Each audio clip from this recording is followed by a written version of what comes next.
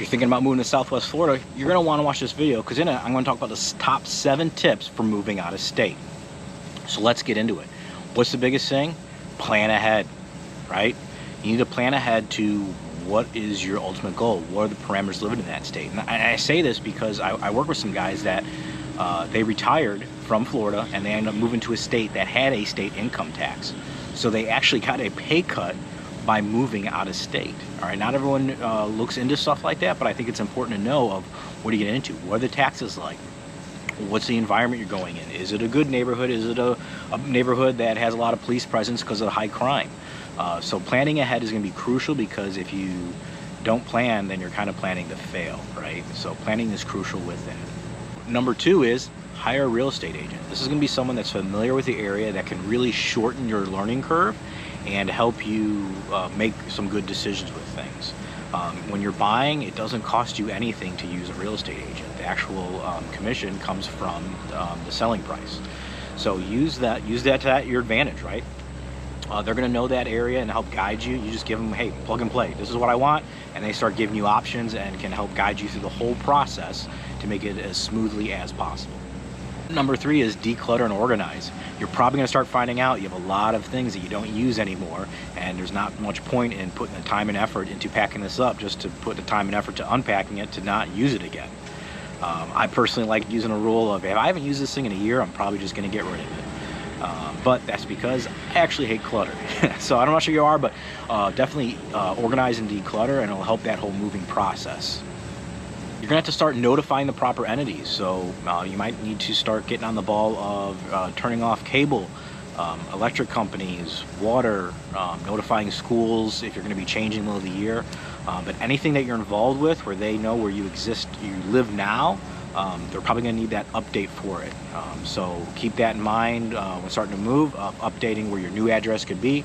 Some people don't move until they have something, some move and rent, some do it all at the same time. The choice is up to you, but those are definitely some things you need to get organized to update where your current address is, because I personally had a state license for something, and I moved, and I didn't realize it expired because I had moved and I didn't update them on my new address. So that's a oopsie on my part, where I had to retake a course. The next tip is pack and move efficiently. Maybe you're going to do it all yourself. Maybe you're just going to do the small stuff and you're going to pay a moving company to do the big things so no one gets hurt. The choice is up to you. But that's definitely something to keep in mind. I know when I was younger, we just packed everything up ourselves, actually moved down here in just whatever fit my pickup truck.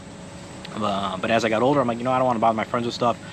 We just moved to small stuff ourselves, and I hired a company to do all the big items, because not only did they secure it well, but they set it up when they got it to our place, and it was definitely worth the money in my opinion for that. Is research a new community. Know what schools, if you got school-age children, know some of the community laws that are there, what you can and can't do. I don't live in an association, but there are certain rules that the city that I live in currently have to try to, in an effort to keep the neighborhood a little bit nicer. Things like you can't park in your front yard. And if you're going to have a boat, it's got to be in your backyard or a fence covering it. The people are like, oh, this is baloney. Well, there's a reason for it. It's try to keep everything looking nice, and places don't look like a used car lot, right?